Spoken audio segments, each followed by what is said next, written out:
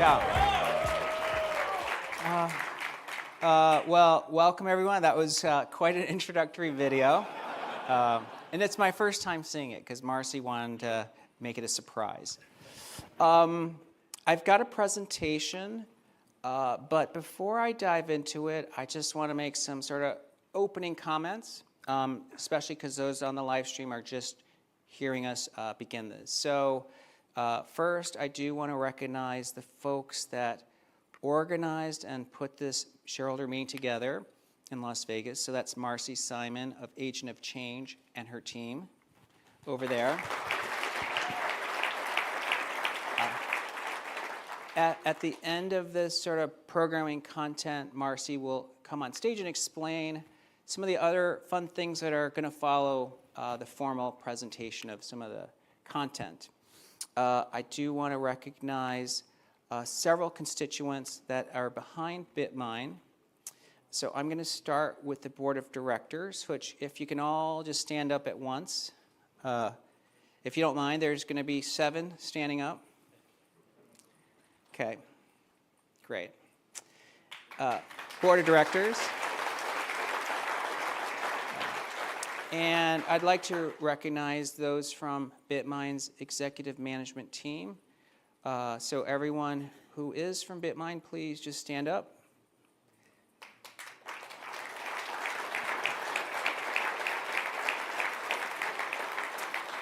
Great. I'd also like to recognize some key partners for us. One of them is Mosaics Capital, and if there's folks from Mosaics here, if you could stand up, I believe there should be a couple. I see some hands waving in the back. Yeah, okay. Of course, our outside counsel, Mike Blankenship, and the team from Winston Strawn, they've been critical partners as we forge as a crypto treasury. So Mike and Mike was up here with me earlier, but where's Mike and team? They're back there. Okay. And I recognize a couple of original pipe investors here, Seth and others. So if you are part of the original pipe, could you please stand? I see Adam here.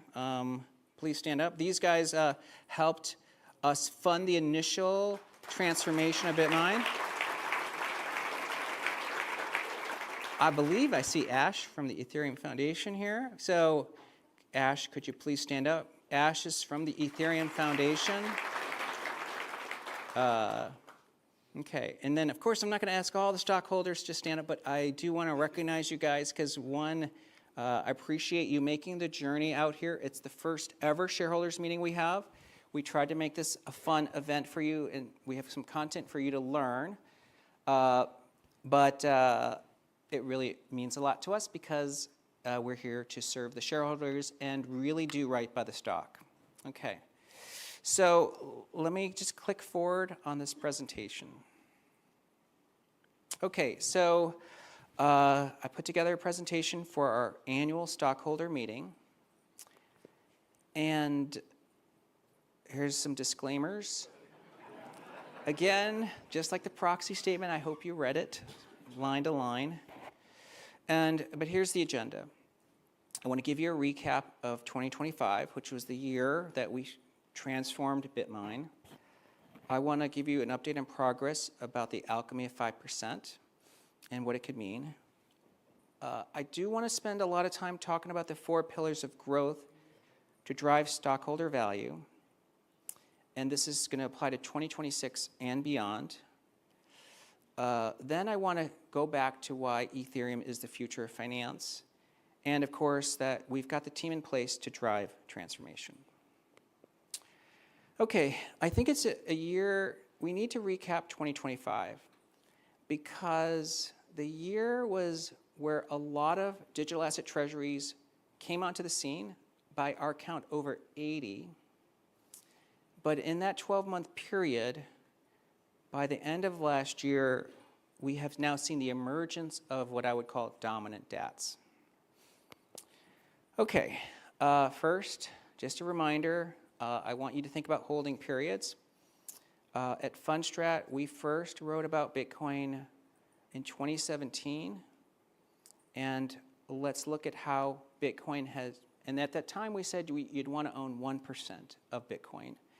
And let's see how it did compared to other assets. And a lot of these other assets I would still own, but as you can see, Bitcoin in that time period that's passed has gone from $960 through September 26th, which we just want to record before the liquidation event, 109,000.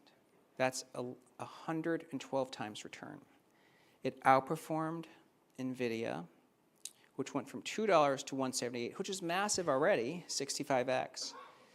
It beat NASDAQ, it beat gold, which went from 1,100 to 3,800, and it beat the S&P, which went from 2,200 to 6,600. So if you put 1% into Bitcoin, that was a good insurance bet because it really crushed everything else. But Ethereum did even better. You can see Ethereum went from $8 to $3,900. That's almost a 490 times return. Okay. But last year, crypto kind of disappointed. You can see gold did great, the Mag 7 did well, NASDAQ did well, S&P did well, and you can see Bitcoin and Ethereum actually were down for the year. So in some ways, it made many people wonder, is a crypto winter started, or was even last year a crypto winter? Keep in mind that crypto was doing great until October 10th of last year. So Ethereum was up 40% and Bitcoin was up 33%. But then we had the crypto mass liquidation event. $1 trillion of value was wiped out. As many of you know, it was the largest deleveraging event in the history of crypto, even bigger than what happened with FTX. And they estimate over 2 million crypto accounts were wiped out, went to zero. And many market makers and even crypto exchanges had their balance sheets hurt. So the industry, since October 10th, has been limping along. In 2022, November 2022, when FTX collapsed, it took 8 weeks before the market began to show signs of life. So if you asked us this year, it's a larger event, but when would crypto begin to maybe find its bottom? It would be December 10th. And, you know, post-October 10th, as you can see, Ethereum fell basically by half, and Bitcoin fell by 36%. So here we are, but if you kind of squint, you can see since the late December, Bitcoin and Ethereum have begun to claw their way back. Okay. Now, think about that. It was the largest liquidation event in the history of the crypto industry. So, crypto treasuries were built to go public and outperform ETFs by buying crypto. And since October 31, only 2 crypto companies bought any crypto in size. MicroStrategy, from December 31 to the end of the year, bought $2.9 billion worth of Bitcoin, which is a lot. Metaplanet bought $330 million of Bitcoin. And among the Ethereum treasuries, only 1 crypto treasury bought any Ethereum, which was Bitmine, which bought $2.4 billion worth of Ethereum. And in fact, 2 Ethereum treasuries actually sold Ethereum. Okay, so if you think about accretion by buying ETH accretively or buying Bitcoin accretively, it's only 2 companies. Now, let's think about other dimensions about Ethereum treasury dominance. One is just the size of the balance sheet, dollar value of Ethereum held. These numbers, of course, are a little stale, but Bitmine is around 13 billion. And that is basically 5 times larger than the next largest Ethereum treasury. But the lifeblood of a crypto treasury is trading volume. Bitmine trades $1.6 billion a day, and as you know, we publish weekly stats, but routinely, Bitmine is a top 50 most traded stock in America, top 50. And as you can see, that's 14 times larger then number 2 in crypto treasury. So if you're looking at what institutions want a really liquid stock that they can buy without disturbing the price. Well, we trade $1.6 billion a day. So they can buy $1 billion in a day. But the next smallest crypto ETH treasury only trades $100 million a day. It would be very hard for them to put $1 billion to work. So again, that's the comparative dominance. And so my takeaway is in 2025, because of October 10th, it has shown who are the dominant crypto treasuries. And it really, in my mind, is 2, MicroStrategy and Bitmine. And between the 2 of us, it's 90% of all crypto trading volume for DATs. So the other 78 companies represent 10% of the volume. Okay, so let's jump to part 2, which is the companies made rapid progress on getting to 5% of Ethereum. So that was our mission statement on June 30th when we launched the Ethereum Treasury, funded by our PIPE investors, 2 of which are here today. And in those ensuing 6-7 months, as you can see, we wanted to get to 6 million ETH tokens. And in 6 months, we're at 4.2 million ETH. So we're 68% of the way to 5%. We originally thought this would take 5 years, but we're 68% of the way there in 7 months. Now, thank you. Now, we have cash, $1 billion of cash on the balance sheet. So if we add the cash and said, let's buy Ethereum with the cash, we would have 4.5 million ETH tokens, which means we're 75% of the way to the alchemy of 5%. So we believe, if you believe this trajectory, Bitmine should cross 5% sometime this year, assuming the 7 months continue to hold. And as you can see, we studied the blue chip standard for crypto treasuries, which is MicroStrategy. And as you can see here, we have 13 billion of ETH, including cash, in roughly 7 months. At the same point, MicroStrategy had 3.4 billion of Bitcoin. In fact, we accumulated as much Ethereum as Strategy accumulated, which took them roughly 1,300 days, or 4 years. Okay, so now that we've stacked some ETH, I think you need to think, because many of you might get angry at us, because I've seen it on Twitter, like, Tom, if you got ETH and don't do anything else, you're just going to stake it, okay? But then I think you're misunderstanding what happens if you have a substantial stake and especially as a validator, in a proof of stake network, in one of the most important blockchains in the world today. I mean, Ethereum, in our view, is going to be the future of finance. So we have 5%. Imagine like someone saying, hey, there's this really tall kid, okay? He's like 7 feet tall, so we're just going to have him clean gutters because he's so tall, Like your best return should be like, oh, he should be a basketball player or something, right? Not a roof cleaner. Okay, so that's what I'm saying. You have to imagine if you own 5% of Ethereum, and it's the most important blockchain in the world, and it's going to be the future of finance, and it'll be the settlement layer for almost everything else, I don't know if you'd want us to just be staking ETH, and then that's it. But that's what a lot of people many of you might even think that's what you want. But let me just try to open your imagination to some things that would make sense. First, when we made our first presentation about Bitmine, we gave you this roadmap. We said we're going to have a Made in America validator network.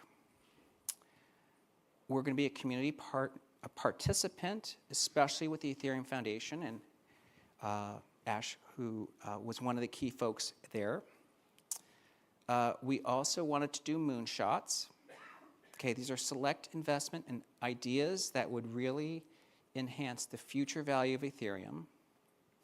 And of course, we wanted to get to 5% of ETH. So I want to focus on this moonshots. And at the time we wrote this in our first presentation from July, we said we would use up to 5% of the balance sheet to do moonshots.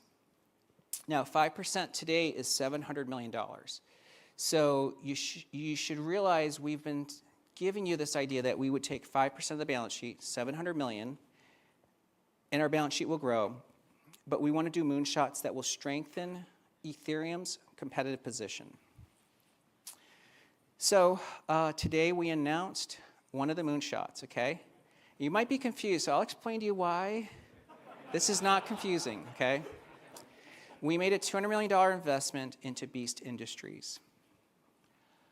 I would say if someone said, what are you expecting to accomplish?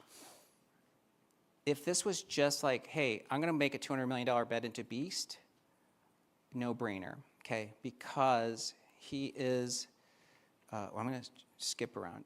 I'm going to jump. Because he is the iconic content creator of our generation.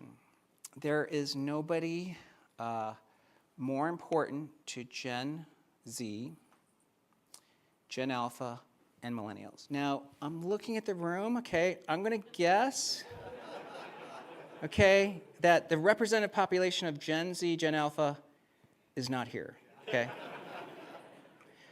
Because otherwise you guys would be using a lot of slang I don't understand. I see some millennials, but I see a lot of Gen X and a lot of baby boomers, okay? So the thing is that you might think that we have gone off the rails, but that's not the thing, okay?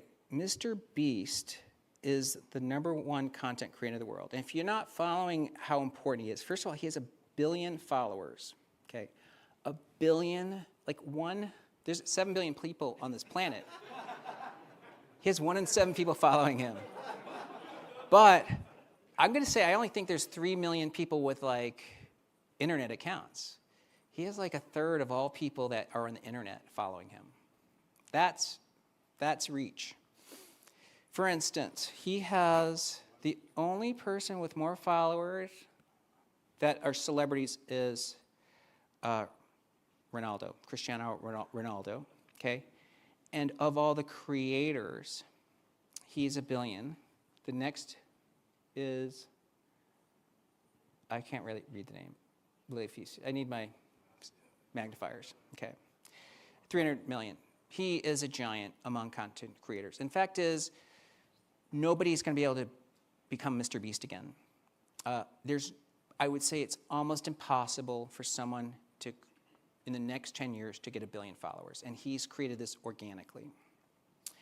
In fact, if you look at YouTube usage, MrBeast has more viewership than Walt Disney or Netflix or NBC or Paramount, Fox, Warner Brothers, or Amazon. Nobody's more watched in streaming world than MrBeast, okay? And think about that for a minute. And the Super Bowl, which is considered the global event, gets 256 million views on that event. Twice a month, MrBeast puts out a video, and each one gets 252 million views. His content is more watched than the Super Bowl, okay? So he has 535 million views a month out of his 1 billion followers. They are super engaged. And now he does all these collaborations. That's the key word. Okay? He collaborates with all these people that you might care about somewhere on this grid. Okay? But he does content with them. And guess what? Well, actually, let me just jump forward. Well, yeah, let me back up then.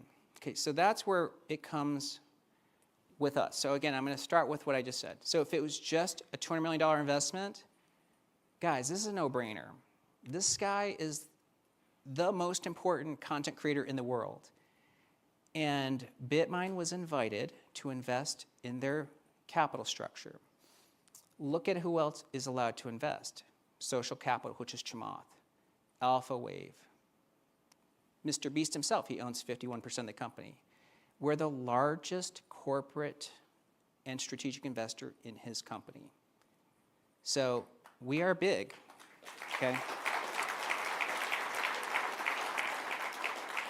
What do I think that investment's worth? Okay, I can make a forward statement because I'm not Beast Industries, but I think we're going to easily make a moonshot return on that, 10x.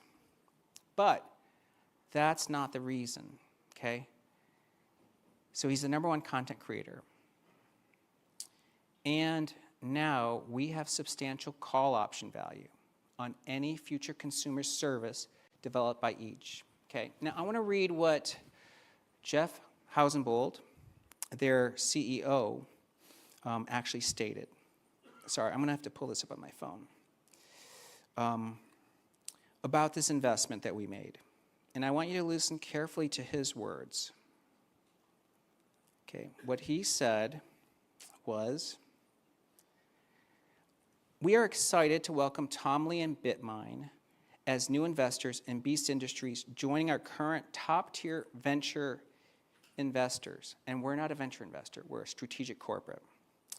"Their support is a strong validation of our vision, strategy, and growth trajectory, and it provides additional capital to achieve our goal to become the most impactful entertainment brand in the world." Okay, so we're helping them get to their goal. "We look forward to exploring ways to further collaborate," see, that's the word, "and incorporate DeFi into our upcoming financial services platform." So think about this. If you want Ethereum to be part of the future of finance, it kind of makes sense to have a connection to the most important content creator in the world. Okay? So again, if you were angry and you downvoted our investment in MrBeast, you're allowed to change your downvote. Okay, so I just want to explain the potential synergy. So you have, okay, someone says the #1 investor for retail investors, okay, me. The #1 holder of Ethereum in the world. Okay, we own more Ethereum than anybody, and it's the future of finance. Plus the #1 content creator in the world. I mean, guys, that's the option value. I mean, that's the moonshot potential, and that's what we just put Bitmine on a trajectory for another moonshot beyond just the money we earn from staking. Okay. Now, lastly, if you want to know where we could have potential collaborations, I'll give you some thoughts. For instance, do any of you guys watch Beast Games? Okay. Like, it's huge. It's the #1 show in 80 countries. #1 show in 80 countries. 144 million people watched it in the first 25 days. It's the #1 unscripted show in Prime Video history. 50 million families watched it in the first 25 days. I mean, this is driving Amazon growth. And it broke 67 world records. Well, would it make sense for Bitmine to be a sponsor partner with MrBeast in one of the episodes? Right? That makes perfect sense. Well, that's what we're going to have synergy from by being their largest corporate strategic investor. And by the way, something that the Mosaics partners and I, Matt from there here, and Shen's missing, but one of the things that was super compelling to us is that the corporate values of Beast Industries. If you're not aware, they are a very philanthropic group. MrBeast himself is extremely charitable. Beast Philanthropy has grown to one of the biggest giving engines in the world. Okay, they've raised hundreds of millions of dollars for things like refugees, food, prosthetics, surgeries. It's incredible. So we have corporate values aligned, again, with what I think is the most important content creator in the world. Okay, so hopefully, and I took a lot of time to explain that, you understand this was a smart move. Okay, we're not doing something crazy with shareholder capital. And they're growing, by the way. Look at his follower count is up 30% year over year. I mean, pretty soon, his follower count's going to include like Mars inhabitants because he's going to cover the whole planet.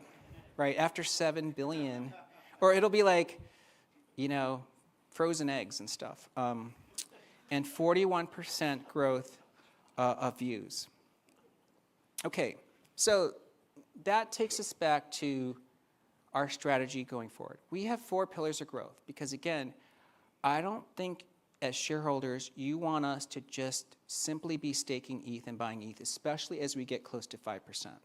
So let me explain to you our 4 pillars of growth. The first is to maximize yield on Ethereum. Okay, so we're going to optimize the staking yield. The Caesar benchmark is 2.8. We're going to try to do better. One way we do it, at least one way that we've talked about it, is to pursue alpha strategies. Now, the entity that will execute this for us is Mosaic Capital. But we also have an advisor, Tom DeMark of DeMark Analytics. For those who are boomers or older Gen X, Tom DeMark is iconic. He is one of the most famous market timing people. He has won so many awards. He only has 2 clients. I believe he's disclosed his, well, I don't think he's disclosed his first client, so I'm not going to name it. We are his only other client. And I showed you that slide where we bought 2.4 billion of ETH in the last 2 months. Tom DeMark's strategies, along with Mosaic's execution, probably saved us $400 million on those purchases. So think about that. We bought ETH in a way that made you guys money. So don't shake your fist at ETH when it's down. We like it when it's declining, okay? All right. But here's where I can give you some imagination. We have 13 billion of ETH. So imagine proposal 2 didn't pass and we're stuck in the water. We don't buy another dollar of ETH for the rest of the history of the company. But using the staking yield and with some optimization, that would generate 367 to 390 million a year in rewards. We have $1 billion in cash. That would generate another 35 to 40 million. The company will generate $400 to $433 million a year in pre-tax income. That's more than $1 million a day. And that's been achieved in 6 months. I think a company that goes from 0 to, in 7 months, to a company that can make $400 million a year, that's quite an achievement. But of course, thank you for the stockholders for getting us here. But let's think about a future scenario. Let's say that ETH's price stays at 3,000, but we get to 5% of ETH. That number rises to 542 million to 583 million. But I think ETH is grossly undervalued, okay? Let's say a proper price for ETH is 12,000, okay? And I'll explain in a later section how I get to 12. Then the annual rewards and interest jump to 2 billion to 2.2 billion, okay? That would make us one of the 20 most profitable companies in America. So, or maybe 30th most, but it's really up there, okay? So that's why if our vision is correct on Ethereum, and we're generating this level of rewards and income, you don't want us to just be a staking entity. Okay, so that gets us to the second, which is we want to invest in moonshots. So far we've done 2. We will do more, Orbs and WorldCoin. We want to accelerate tokenization products. We want to work with the L2s and the DeFis, the leading projects, including something like Lighter. And I'm going to have a fireside chat with Vlad today about Lighter and why you really should pay attention to Lighter and its token. And we're really excited about this Beast Industries moonshot. Okay, but just to remind you, Bitmine invested in Aiko $20 million. Okay, WorldCoin, it was founded in 2019 by Sam Altman, who's the OpenAI CEO, and Alex Blania. They have built an incredible technology for proof of human. It is the only way to verify your humanity today using an iris scan. They're not scanning your iris. They're using your iris to create a cryptographic hash, but that is unique. Out of 7 billion people, that would be the only number cryptographically unique identification. It's the only thing more secure is a fingerprint. And ACO's done well. They hold 10% of the circulating supply of WorldCoin, 11,000 ETH, 69 million cash, and they verified 17 million humans. The WorldCoin app, if you haven't downloaded it, it's almost an Omni app. It's that good. And they've done some cool pilot partnerships to do proof of human verification, sort of a single sign-on with Kraken and Coinbase. And they've also made strategic investments into something like Mythical. Okay, and of course, tokenization is the future. And that's why we want to do moonshots into tokenization. I might fork this conversation for a bit to explain to you tokenization, because I think people are underestimating how important it is. Tokenization does give you fractional ownership, a reduced cost and efficiency, 24/7 trading, enhanced transparency and security, increased liquidity. Okay, but I think it's really taking Wall Street into the future. Okay, so it's a huge evolution. And in fact, Larry Fink said it's the biggest innovation since double ledger accounting. He's the CEO of BlackRock. So I'll just give you some examples of tokenization. And I'm sorry, this is taking longer than expected, but I had to explain to you MrBeast. So first, to tokenize something, you could just do fractional ownership. So you could say, take the painting and fractionalize it, and this is what you own. But what we believe is more important is to factorize an asset. So let's say you took the painting, you broke it down into the colors, okay? And it'd be the equivalent of like take a company and break it down to its components. Then you can decide that you just want to own a factor. So I'll give you an example for Tesla. You can time tokenize the company. You can base it on, remember, Tesla's stock price is the sum of all future earnings. You could pick a single earnings year to own. It's a product tokenization. You could break it into its products, the present value of its products. You can do geographic tokenization. And you can tokenize the financial statement. Okay, let's give an example of time. Here's all the future earnings of Tesla. And we know Elon Musk gets paid on his 2036 earnings, okay? So you might just want to buy the earnings for that year because he's going to obviously have some enormous upside number to get paid. And that would be a lottery ticket, because imagine, you don't own any of the earnings for Tesla for the next 9 years, and you just own it for the 10th year. That's a huge way to make a bet. If you believe in Elon Musk, that would probably be the bet I would make. And you wouldn't pay a lot for it because it's 10 years from now. You can product tokenize. He's got EVs, robotaxi. I left off Optimus Prime. Full self-driving, solar. And remember this, if you look at Tesla's stock price, it's the sum of all the future product streams that are here. I forgot Optimus Prime. And then there's going to be this plug, which is the growth of Tesla in the future, which is Elon's brain. You can just make a bet on Elon's brain in the future. Okay, that's the kind of tokenization that can happen with smart contracts, and that's what I think a company like Lighter, that project, could be the ones working with us to develop these tokenized products. That would be a future moonshot, right? We also, the third pillar of growth is we want to productize Bitmine. There's an app coming. We have a huge community of dedicated shareholders, and the Bitmine brand is strong. It's interesting, when we did the initial transformation for Bitmine, we're like, wait, we're an Ethereum treasury company. Why? And Bitmine was a Bitmine mining company. Shouldn't we change the name? Well, 7 months later, I think we like the Bitmine name. We're going to keep it. And of course, I've got a Bitmine lapel pin here. So an app is coming, and it's being developed by an outside technical team.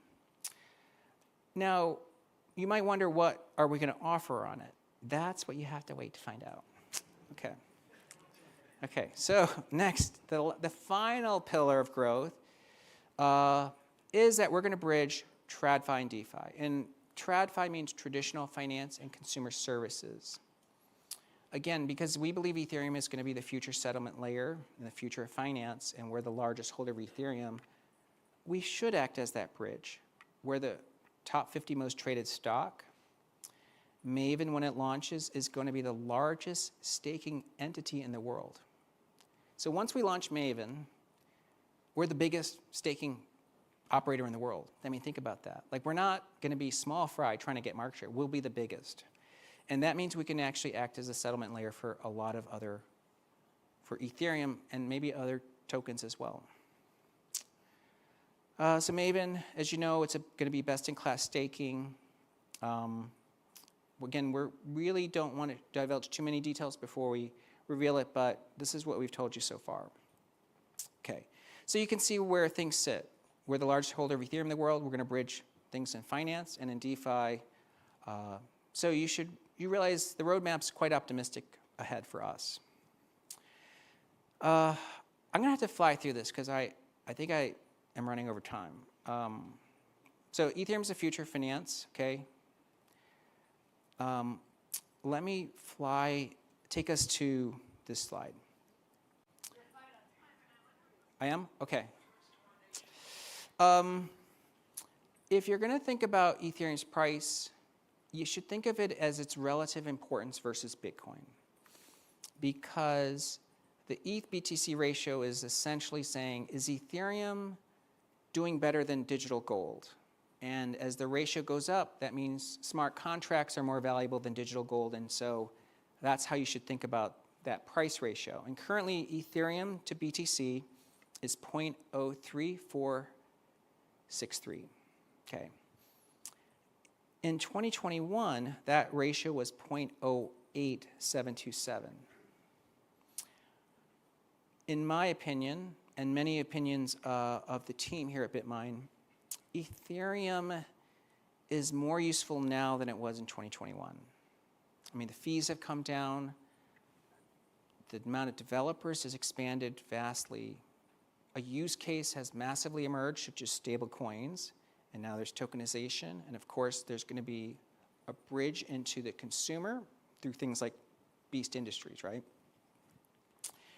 So, in fact, Standard Charter, which is, we think, we've seen a lot of Wall Street research. I think Jeffrey Kendrick does some of the best work. He says 2026 is the year of Ethereum. He sees the ETH-BTC ratio returning to its 2021 highs, okay? So he's using that metric. Okay, well, let's think about that ratio. There's 3 sets of columns here, okay? See the middle set of green? Okay. Yeah, I mean, it's a little hard to see on the screen. So that's the 2021 high ratio, 0.0873. And then we put a little horizontal line because we expect Bitcoin to get to 250,000 this year. So if Bitcoin gets to 250,000 and Ethereum trades at its high relative to Bitcoin, Ethereum's at 22,000. And it's currently 3,200. So you see the massive upside in Ethereum. Well, is that good or bad for Bitmine stock? See, I went to Bloomberg, did what they call historical correlation. The x-axis is Ethereum's price since July. The y-axis is Bitmine's stock price. And you can see if Ethereum's price goes up, Bitmine's stock price goes up. So the correlation is like 90-something%, which makes like intuitive sense. Okay, well, let's shrink that a little bit and say, what if Ethereum gets to 22,000? What does this trend line project to? $500 price for Bitmine. If Ethereum gets to 60,000, the stock price is 1,500. And of course, if Joe Lubin is correct, which, as you know, he's been dedicated to Ethereum, and I think he has a good argument for it. He thinks Ethereum gets to 250,000. Bitmine stock price is 5,000. First of all, that's why we need these share authorization, because, I mean, how many people can buy a 5,000 share? Like, you know, people are going to buy like 1 share or 0.1 shares, right? So that's the upside. And then finally, we have a strong team, which I already introduced, but here are some of the members of the executive team.